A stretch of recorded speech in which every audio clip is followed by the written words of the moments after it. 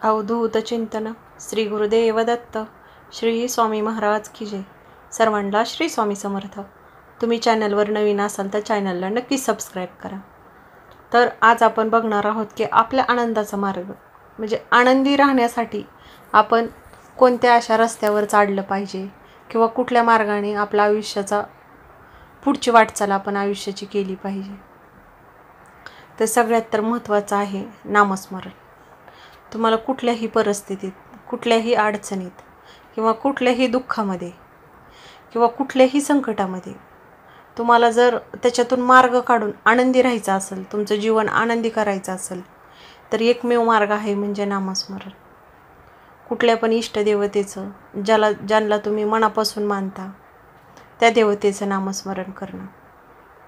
का माहिती आहे का? ह्याच्यामुळं तुमच्या अडचणीवर मार्ग भेटतात, तुम्हाला मनशांती भेटते, आनंद भेटतो, तुम्हाला सुखी आहात असं वाटतं किंवा आपल्याला सारखं निगेटिव्ह वाटत राहतं.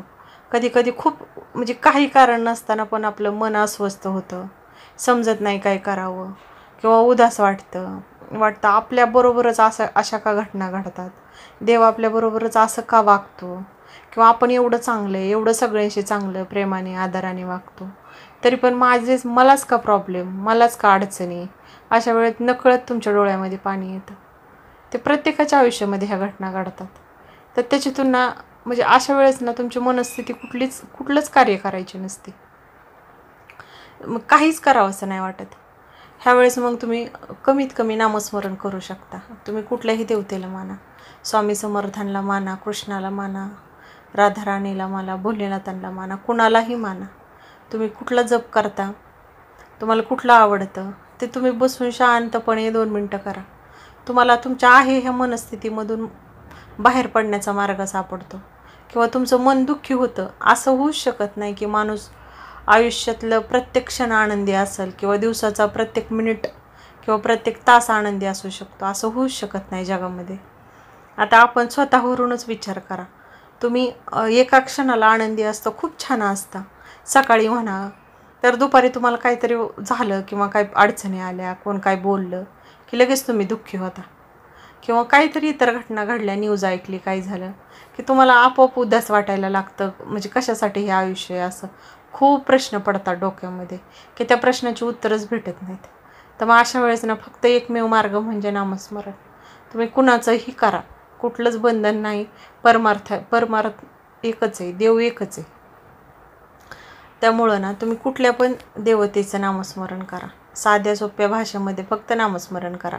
अशा वेळेस तुम्हाला काहीच नाही करावं वाटत, देवपूजा नको वाटती, खूप कंटाळा येतो, आळस वाटतो. प्रत्येकाच्या आयुष्यात घडतं हे.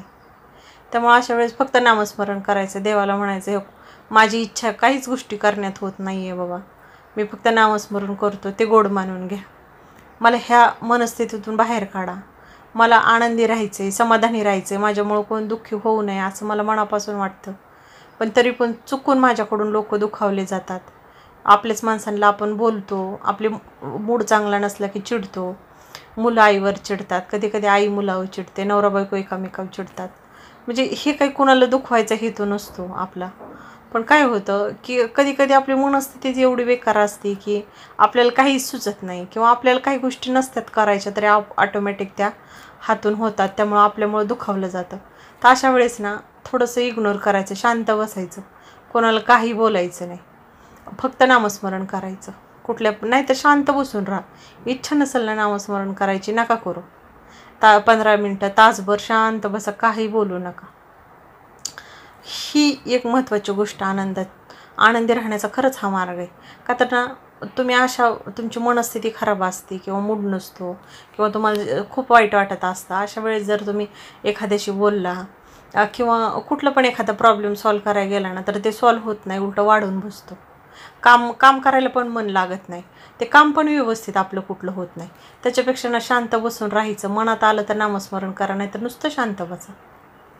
रडून घ्या, वाटल्यास रडू येतं ना, रडायचं, बिंदास रडायचं, काही नाही. नैसर्गिक गोष्टी आहेत ह्या. त्यामुळं शांत अगोदर आपलं स्वतःला शांत करायचं. का बाबा मला असं होतंय किंवा काहीच नाही विचार करायचा. कधी ह्या गोष्टी प्रत्येक माणसाच्या आयुष्यामध्ये घडतात. त्यामुळे शांत बसायचं, नामस्मरण करायचं. कदाचित तासाभराने तुम्हाला छान वाटायला लागतं, पण त्या तासाभरात जर तुम्ही एखाद्याला दुखावलं, बोलला उलटं पालटं किंवा आपल्या मूडनुसार त्याच्याशी वागला, तर त्या पुढच्या व्यक्तीला वाटतं की नाही का, मी तर एवढं व्यवस्थित वागतो, एवढं चांगलं वागतोय, पण मग मला असं का केलं. मग त्यावेळेस तुमचं काय होतात, प्रॉब्लेम वाढत जातात, घरातले प्रॉब्लेम सॉल्व नाही होत, वाढत जातात. अशा वेळेस ना शांत बसायचं, बाहेर निघून जायचं गार्डनमध्ये वगैरे, कटकट नको, किंवा शांत मंदिरात जाऊ वाटलं तर मंदिरात जा, नुसतं शांत बसा, काही करू नका. आणि त्याच्यानंतर जर तुम्हाला वाटलं तर नामस्मरण करा. तुमचं अर्धा 1 तासाने तुम्हाला परत छान वाटायला लागतं. पण होतं, प्रत्येकाला होतं की कधी कधी खूप तुम्ही विचार करता, काही गोष्टी आपल्या आयुष्यात मनासारख्या घडत नाहीत, पाहिजे ते भेटत नाहीत, म्हणजे खूप म्हणजे नाही का, येतो स्थान प्रत्येक माणसाला येतो, मनासारखं तर कधी घडतच नाही आयुष्यामध्ये. म्हणजे आहे ते गोड मानून घ्यायला शिकायचं, तर तुम्ही आनंदी राहू शकता. जर तुम्हाला पाहिजेच असं जर घडणं ना खूप मुश्किल आहे.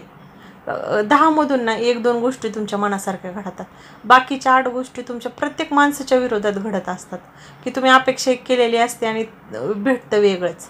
तर मग अशा परिस्थितीत ना आहे ही परिस्थिती स्वीकार करायची, आहे ती गोष्ट स्वीकार करायची, कुठली पण असू द्या, मग ती समजून घ्यायचं, थोडंसं जाऊ दे, राहू दे, सोडून द्यायचं.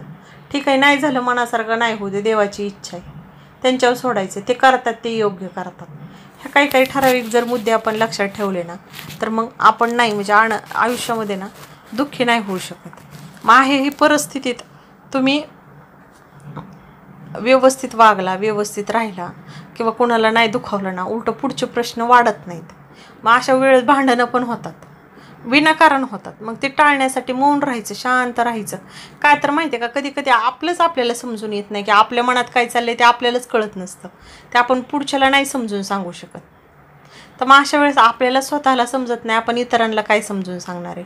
त्यामुळं आपण शांत व्हायचं, थोडंसं शांत व्हायचं, नामस्मरण करायचं. किंवा कधी कधी तुम्हाला वाटलं ना, त्यांना प्रश्न पण विचारायचं, का मला असं होते, माझं काय चुकतंय, मला मार्ग दाखवा. आणि भेटतो मार्ग, ठीक आहे, थोड्या वेळाने भेटेन, 1 दिवसाने भेटेन, पण अशा सिच्युएशनमध्ये, अशा दुःखाच्या तुमच्या मनस्थितीमध्ये ना थोडं शांत राहायचं, मन शांत ठेवायचं, स्थिर ठेवायचं, कुणाला काहीच नाही बोलायचं. तशा वेळेस आपल्याला वाटलं ना ते करायचं आपण, आणि थोडा वेळ द्यायचा. वेळ दिल्यानंतर ना कुठल्या पण प्रॉब्लेमचं सोल्युशन निघतं.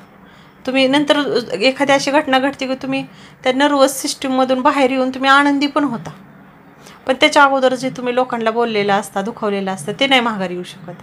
त्यामुळे शांत राहायचं, नामस्मरण करायचं. ह्या काही महत्त्वाच्या टिप्स आहेत. तुम्हाला आवडलं तर चॅनलला नक्की सबस्क्राईब करा. सर्वांना श्री स्वामी समर्थ.